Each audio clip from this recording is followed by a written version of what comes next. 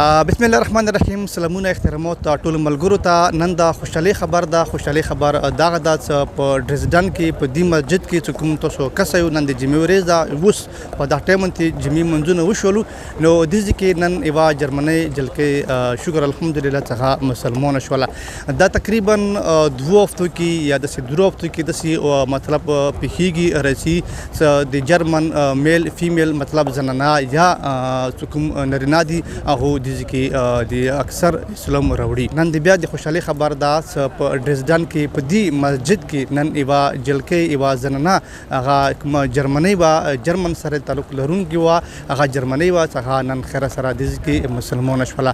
د خوشحالي خبر ده د غټ خبر ده چې مثال تقریبا هفتې کې 2 هفتو کې داسې خبرونه مخې ته راځي چې مثال زنانه یا نارینه هغه مثال اسلام قبولوي هغه اسلام ته رسي هغه مسلمانېږي.